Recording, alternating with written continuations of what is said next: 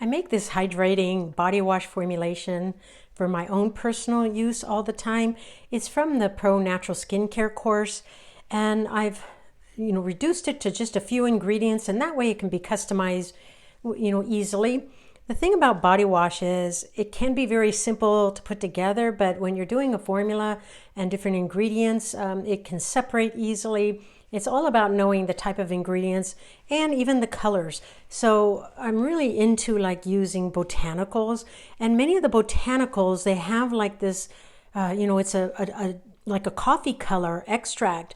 And back many years ago, when I started out, that was not acceptable because then it turns your formulation color a beige color, and people didn't want that. But now the industry is changing. They realize when the formulation is a beige color, there's botanicals in it. So some botanicals, they can have maybe a natural green color, but many of them don't. They if they're distilled properly or extracted properly, they are a coffee color. And so I want to experiment just to see about what that's going to do for this body wash. And that's why I like making personal body washes for myself. So I even like to hear everybody's feedback, like, do you like this color if it does turn a beige color, or do you not like this color? So the extract that I'm using is actually green tea extract. And green tea, it's just, we all know the health benefits for drinking it. It's filled with polyphenols, and so it makes it this potent antioxidant, which really supports the elastin and collagen of the skin. And when you support the elastin and the collagen in the skin, it really helps to keep the skin firm and, then prevent wrinkles and sagging and all that. And so, as you can see, we'll see what color it results. And then I like to use D-panthenol. I think panthenol is one of the best moisturizing ingredients for the skin. It's hydrating. It holds on to hydration. It's actually vitamin B5, and the D-panthenol is said to be, better for the skin. So I use the D-panthenol. D-panthenol comes as a liquid. DL-panthenol is a powder, and I like using the powder form. You can use either form in here, but the DL-panthenol I generally use for hair. And every ingredient that you add to your formulation, it's going to affect the feel of that formulation. So if you look at this, it's viscous. You actually even try some on your skin to feel what it feels like. It's a little glycerin-like. So all that adds to the feel of the body wash, which is a good thing because especially for a body wash, you want a really nice feel on the skin. And that is one thing I've always been sensitive to are body washes. Most body washes I cannot use, and body wash it generally it can be very stripping of the skin. So you just really have to be careful because there are very few lipids in body wash. They're really meant to cleanse, and you really need to pay attention to your skin because if you feel any little tingling afterwards, you should not. That means that it's stripping the oils off your skin. And that's when it starts opening up your skin to skin issues. You're breaking down that skin barrier. And that's another thing that D-panthenol really supports, that skin barrier. And it's just, and the stratum corneum, it's a wonderful product to add to your formulations.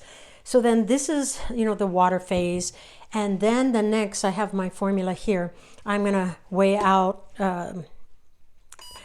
the surfactant phase, and all surfactants are different, and they can cause separation just depending on the type of surfactants and combining them. And so I've figured pretty much out that the secret of it. Once you add some ingredients can have it separate, like hydrolyzed proteins, things like that. You just have to know when to add them in the formulation, so that it doesn't, because part of it is it's the technique, it's the procedure, and when you're adding them that it can separate. So you could see that this is a fairly easy formulation, and I formulated for a long time. I've been a cosmetic formulator for a long time, and one of the things is I just actually enjoy fewer ingredients.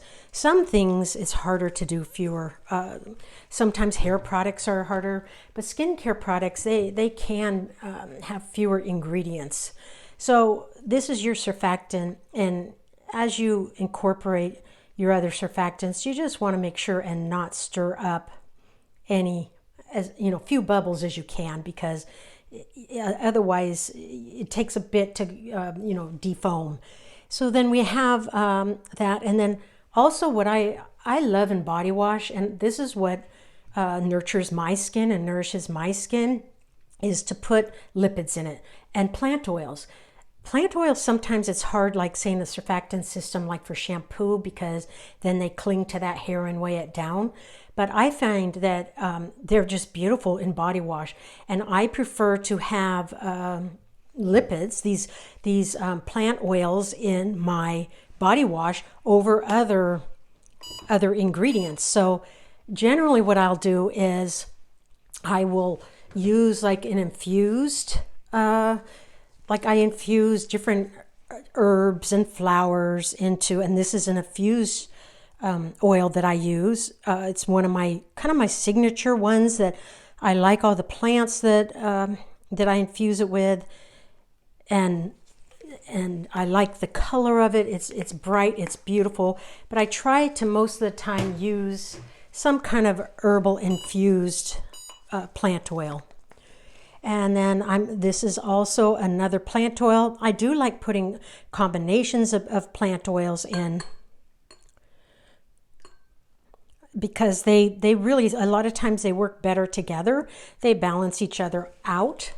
And so then how I know, like, part of the things is sometimes it depends on the surfactant that you use and that you've put together, and if they have any emulsification properties.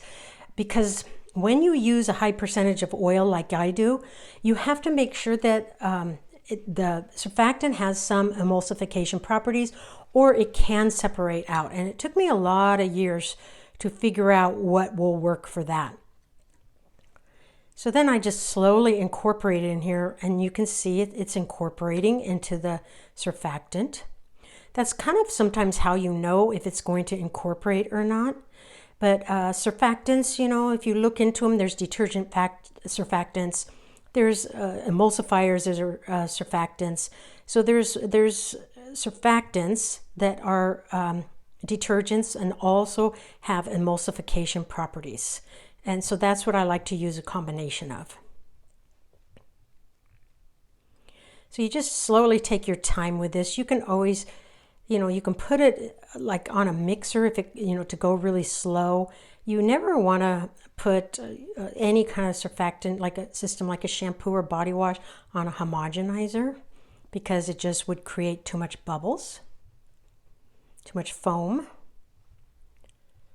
And the other thing is using like a liquid surfactant emulsifier, you can see it turns it a creamy white. So you will not, if you use those, you won't get the transparent look for a body wash.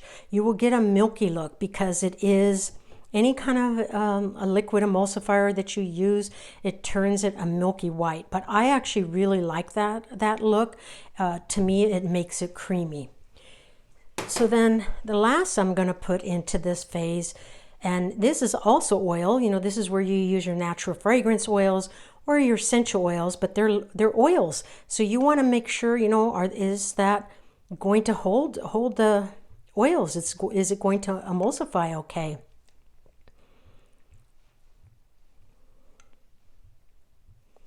And I use essential oils that are, they're just, in the shower when I use this body wash, it's like, not only do I have beautiful beneficial skin properties from the essential oils, and essential oils, I've used them for over 20 years, and I am an aromatherapist. I've been one for about 18 years, maybe 16 years, and I've used them in my life daily. And Some people, they say, oh, they cause sensitization, and some people are sensitive. But part of the thing is you really have to know the essential oil. You have to know the percentage to use, and certain essential oils oxidize. And that's what causes skin sensitization.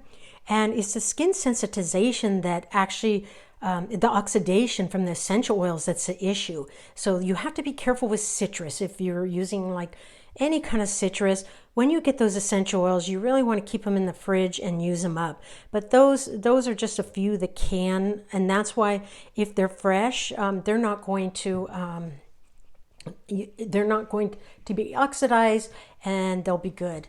So then the last phase that I want to do is when you're doing natural body washes, natural shampoos, you want to thicken it.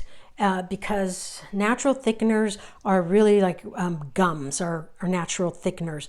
And so the best way to incorporate it, it depends if you're in, doing a large for manufacturing, but the best way is to just sprinkle it into some kind of, glycol or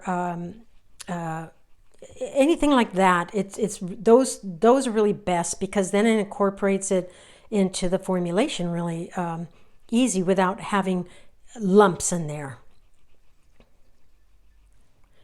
So this is a humectant in here, so that's where you get the hydration from, and it just feels so good on the skin. It helps the skin to hold on to moisture, and that is the whole thing, to to keep your skin as best you can, is to lock in that moisture. And that you need humectants and you need oil to do that.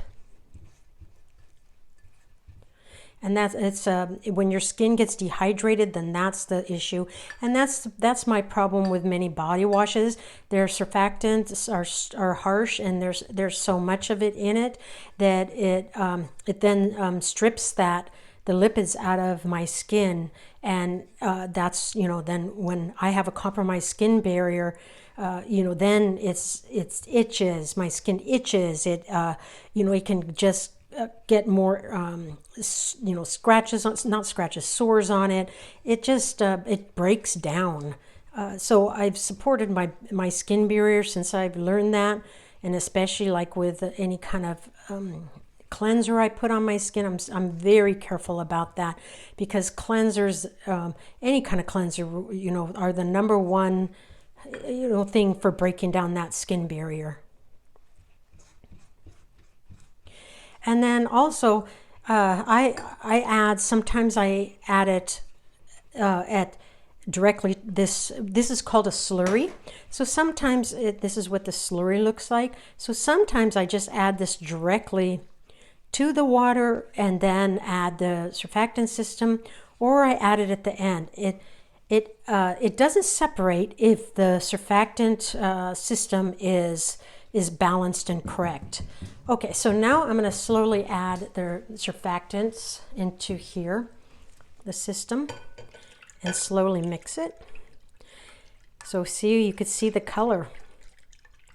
And that's what I'm curious about, is what does everybody think of the color? Do you like this color? Would you use this color, or would you prefer the, just the white look without botanicals in it? Because to color body washes naturally is, that's approved, is to use basically like, like micas or things like that. But if you don't want to use a mica, if you want to just use plants, I'm curious what you think of this color. And the other thing is sometimes, depending on the container that you use for the body wash, you won't even see this color. But I've gotten to where I actually like this color now, and I did a hair mask, and it was this color because of the extract, right? The botanical extract that I use. But I love these botanical extracts because they're such pure extracts. It's how where I source them from, and I know that they're potent and powerful, because not all extracts are made the same. So it does slowly thicken, but as you can see, by not having a thickener, it's still very thin. But by putting in then this slurry with the gum in it, it then will thicken because this is a thickener. It does take time though, so you need to allow for gums to thicken anywhere like sometimes 12 to 24 hours.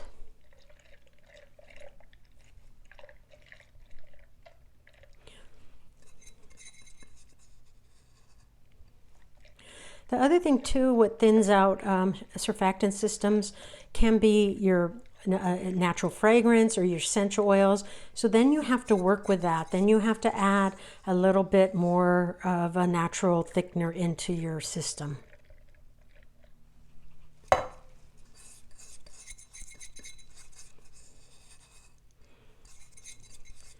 So then, and also adjusting the pH also can help to thicken surfactant systems like, this body wash.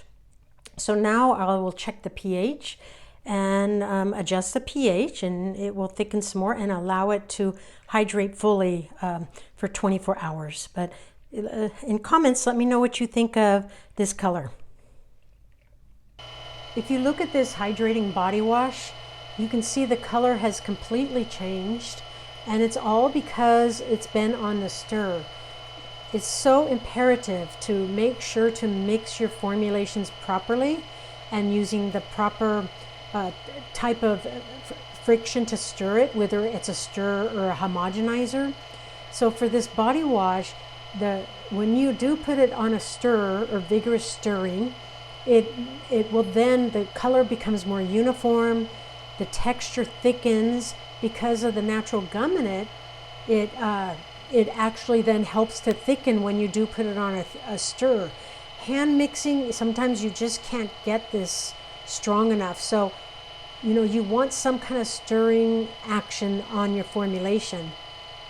And therefore, when you could see it just all blends together, and the viscosity is really nice and smooth and creamy, and so is the color, and that's what you're looking for. This is 24 hours later, and it's thickened.